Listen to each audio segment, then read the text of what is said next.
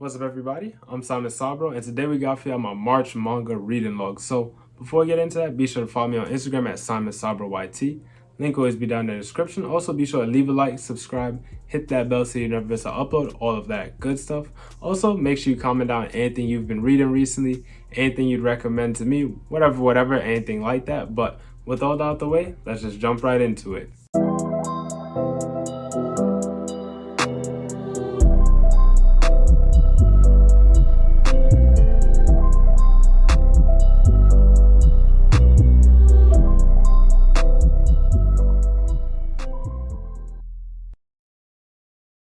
Alright, so as you can see in the title, we are going to be talking about the ending of Goodnight Punpun, but I am going to save that for later into the video, kind of just to minimize spoilers. So, you don't got to skip over things, whatever, you get the point. But first thing that we are going to talk about is actually going to be one that came out like a couple of days ago. I did pick it up in the most recent manga haul. Definitely go and check that out if you haven't already, but it is called The Valiant Must Fall. So this one, if you did watch the haul, you would have kind of heard me kind of say it's a little bit similar to Blade of the Immortal. After actually reading it, it does have a few parallels, but not enough for me to say it's like, a copycat clone or whatever. So for one, as usual, I completely forgot all of the characters' names, but basically this girl on the cover is immortal, or half immortal. Her mom is immortal and her dad is a regular human, which makes her half immortal. So basically what happens is that she comes across this guy who she deems to be, well, let's backtrack a little bit. But this guy here, or this guy, here's a better picture, is basically, he survived a war, and he's a samurai. He survived the war, and he basically feels like now that the person he served is dead, he kind of feels like he serves no purpose anymore. So he's just kind of going around looking for a death that befits him. So he ends up dueling this girl, blah blah blah. He gets washed. He just gets washed, and she's like, you're such a strong human, and I'm gonna make you immortal so that you can help serve my cause, which basically solves his problem. Well, now he's immortal, but he does have somebody that he can serve now. So to an extent, I guess his life has more meaning to it now. And so the girl's purpose is to kill her mother. And the reason for that is because her mom basically has been put in a position where all she's used for is to birth immortal children, basically. Yeah. So she wants to kill her mom to release her of that misery. Honestly, very interesting story off of that. And there was this one thing. So because her mom is immortal, they need this very specific sword that can cut immortals. And when I read that part, it reminded me a lot of Sekiro: Shadows Die Twice. If you've played the game, then you know what I'm talking about. But I'm sure it's probably some sort in, Japanese lore, maybe, I don't know. But it kind of just reminded me of that. Really cool. But honestly, yeah, I'm not sure if I'm gonna be picking up the next volume of this manga. I think it's only gonna be 3 volumes total. The story progresses very far in just this one volume. Like, the pacing was extremely fast. So I don't think it's gonna go on too long. Maybe, I really don't know. Will I pick up the next volume though? Maybe. It's a very maybe, honestly. Like, it was all right. I wouldn't say it was good. I wouldn't say it was bad. It was just all right. But maybe I'll check it out. I don't know. We'll see when we get to that point. So the next thing we do have is one that I talk about kind of often, maybe. I'm not even sure anymore, but it's Peak Friction, and that is Chain Soldier Volume 3. Sorry for the glare. This volume continues the tournament arc and finishes off as well. As usual, tournament arcs always get interrupted, and this book was no exception to that at all. But it was really cool to see a couple of things, especially the fight between the girl on the cover and her sister. Really cool to see. Of course, it does have some art in it as well. But also another thing that was really cool was this character, or the fight between these two characters. Even though it was probably like a couple of pages, it was cool to see. And ooh, I hope I can find it. There was like this really cool page that looked so good. I think it was like towards the end, but my boy, I think his name is Yuki. He looks like a Yuki. I don't remember, but my boy got a new transformation. Looking fire. I'm not even gonna lie. I was really hyped when I seen that, but there was definitely some like, oh god, this character right here. I think she's like the captain of some division. I forgot which number, seventh maybe. I don't know. She was so cool in this volume. She was so cool. Let's see. I'm really trying to find the page that I'm looking for, but oh gosh, I think I might have found it. Yeah, so it's 3 pages, or I guess 6 technically. This was the first page. Looks cool. She was using like her special move, I guess, or whatever her ability is, which is basically like space manipulation. Then this was the next page. Looks really cool. And then, but this page, she just looked so beautiful in it. Honestly, I loved it. And honestly, like, I think I've said this with every time I've talked about this manga, but I enjoyed this a lot more than I thought I would. It was overall a really fun read for me. Wouldn't recommend it to everybody. I kind of would actually. I think it covers all the bases. Now this next one is one that recently got recommended to me. So for those who don't know, I do have a channel membership program. I'm not sure if that's the proper term, but I do have a channel membership, and the link for that is in the description as usual.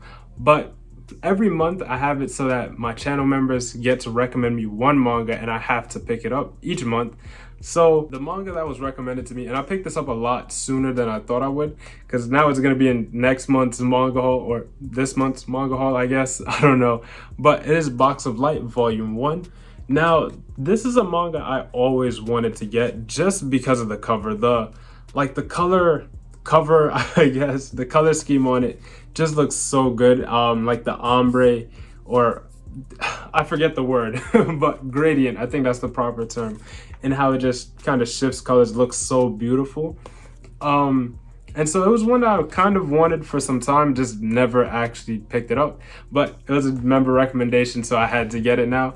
And I'm honestly glad I did, because I read it as soon as I got it. And for one, I didn't really know what to expect from it, because usually I don't read the back of books. I kind of just pick it up and then read it as I go. That's normally my process.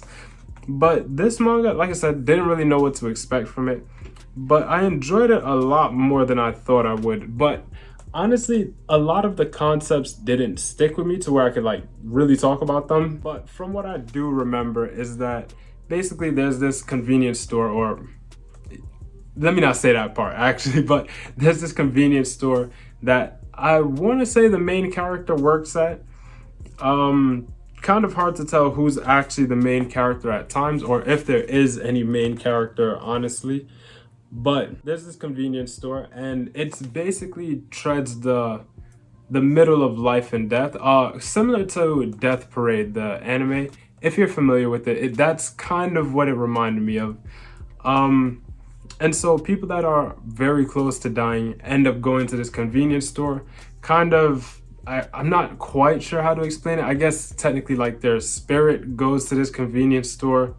Maybe just for them to, I don't know. Maybe it's, I really don't know. I don't think it was ever explained. Maybe it explains it later on in the, series. But they end up going to this convenience store before they die, or during that near-death kind of experience. So the main character, we'll just go with that. The main character, let's see if I can find a good picture of him.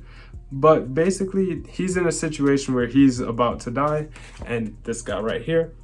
And so the boss or manager of the convenience store offers him a job that he has to work there, and he won't die, basically. So that happens, and so far, it's really just kind of, I guess, like short stories. I know I'm saying I guess a lot, but it's like short stories just telling their experiences and the customers they meet and those customers' experiences. So far, the characters have developed a little bit. You do learn a little bit about the main character here and there, but honestly, I did enjoy it. Probably gonna go and get volume 2. I left off with a lot of questions for me, as you could tell, because I've Not very sure on what I read exactly, but hopefully volume 2 does answer some of the questions, maybe give some new questions, I don't know, but I'm probably gonna pick up volume 2. I did overall really enjoy this read though. If there is a manga that you'd love to recommend me, maybe you've been recommending it for some time now and I just haven't gotten to it, just give a membership recommendation and I'll pretty much have to get it. So if you do want to recommend me something like really badly, that's one way to go about it. So after that, we do have couple more series, not too much. I didn't really read too much this month. We'll talk about why later, but after that, Insomniacs After School. This one was probably my favorite read after Goodnight Punpun. This one, honestly, I'd recommend to everybody. It reminds me of like the beginning of Call of the Night, but not Call of the Night. Like Call of the Night, but minus the supernatural. Like if Ko just kind of was hanging out with Nazuna and Nazuna was a regular person also with insomnia. Kind of what it reminds me of. Now, this one, honestly, it was really good. I'm not even gonna lie. I'm excited for the next volume. Not sure when it comes out. I know there is an anime coming out, I wanna say next week. I think it's like April 10th or so it comes out. I might watch that. I don't really watch anime anymore, but I might watch that. Maybe, but then if I do watch that, I'm not gonna collect the manga anymore, so I don't really know what I'm gonna do, because I do love this manga. And while I was reading it, I was like, dude, if there was some like color pages, this would be amazing. So probably am gonna check out the anime, honestly. But basically, it's about these two students who have insomnia, and they kind of only find comfort sleeping in this like school observatory. And basically, that's like the only, I guess, comfortable sleep they're able to get. As someone who also has insomnia, I definitely related to this story a lot more than I should, especially in the fact that I pretty much record all of my videos at night because I'm up anyways. Just a little fun fact about me. But the manga introduces a lot of romance elements like off the rip. With the page I showed, not this one, but the one before that, I think, it introduces a lot of romance capabilities off the rip. I'm honestly hoping they introduce maybe one more character after they kind of flush out the main two already, or more, I should say. But then again, I'm not really sure how long this manga is. I don't know if it's actually still ongoing or if, you know, it's done already. But either way, I am really excited to read the next volume of this whenever it comes out. Probably gonna check out that anime, not gonna lie, because I'm excited. Like, I really love this story a lot more than I thought I would, and I'm glad I enjoyed it because it's one I was excited for some time ago just when I saw the cover. So I'm glad I actually did enjoy it. After that, we do have another manga that I did talk about in the most recent manga haul a little bit. I think everything I've read here actually was from that manga haul. So after that, we do have volumes 1 and 2 of Last Gender. Now, this manga was honestly amazing, and I kind of wish I didn't read it yet because there's only gonna be 3 volumes, and now I gotta wait for volume 3 to read the rest of it. But this manga was so good. This manga was so good. Oh my god. Okay, but and also to the person who commented on the manga haul, if you do end up watching this video, basically they said they checked it out because I talked about it in that manga haul. This manga is amazing. I hope you get your hands on volume 2 because it was great, and I hope you enjoyed it as much as I did. Really excited for volume 3, like I said. But basically, this is like a short story work, or short story is the wrong word. It's more like a I don't actually know what the proper term is. I'm sorry. But basically, every character, or let me give the setting first. So there's a bar called Bar California, and at this bar, basically anybody can go there, and it's people of all different sexualities and genders. And so it's basically just telling the story, or multiple stories, of everyone that goes there, and just what their experience is like, what's their sexuality, what do they identify as, and just how they view themselves, how the rest of the world views them. It's very interesting and gives a lot of insight on a lot of things that I would have never thought to think about, or honestly, what a lot of people would have never thought to think about. It does have a really clean art style. Not gonna lie, there are some parts that can be disturbing for some people. I think the way to enjoy this manga would be to be very open-minded going into it. It's pretty much the most I can say, but this manga was really good. There's definitely a lot to learn from it, and even just like taking that away, like just the story aspect of it alone was just really good. And I apologize if you were able to hear like the train just now, but it's so just interesting. Like I said, it literally talks about everything. I don't know how to go in depth on it because the stories, or short stories I guess, or character stories, are fairly short, but they're very flushed out, and I think those make the main experience of the book. And I kind of hate to, you know, talk too much about it and spoil it because, like I said, those are the main experiences of the book. But volume 3, I'm looking forward to. Honestly, I wish it could have went on longer than 3 volumes, but I think, well, I can't say that until I read like the whole of it, because for example, like Boys Run the Riot is only 4 volumes, but I love that series. That's probably like top 10 for me. Now the moment we've all been waiting for. If you made it this far into the video, thank you so much. I greatly appreciate it. So I did finish reading Goodnight Punpun volume 6 and 7. Sorry for the glare on 7. I know it's bad, but this manga, honestly, it's a lot. Honestly, it's a lot. After I read this manga, I couldn't read anything else for like a good week or so. That's why, like personally, I didn't feel like I read a lot of, you know, a series. But after I read this, I was like, no, I gotta read something that's just as serious, like something that could like change my view on things just as much.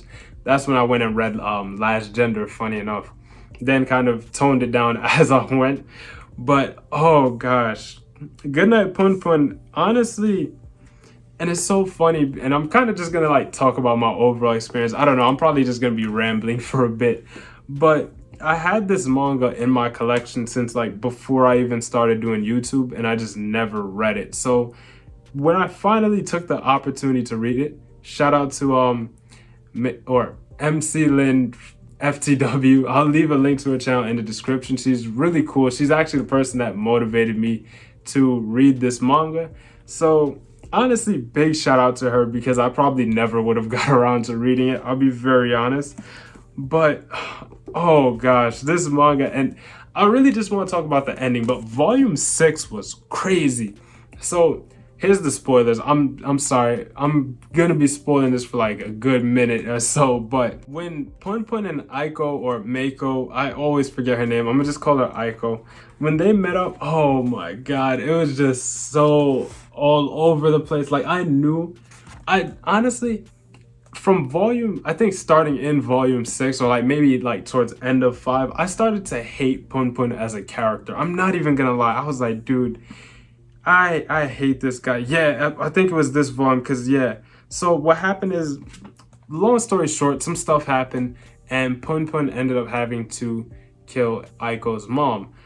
And so they had to run away, blah, blah, blah. A lot of stuff happened. And from there, Punpun's character just started to deteriorate so much.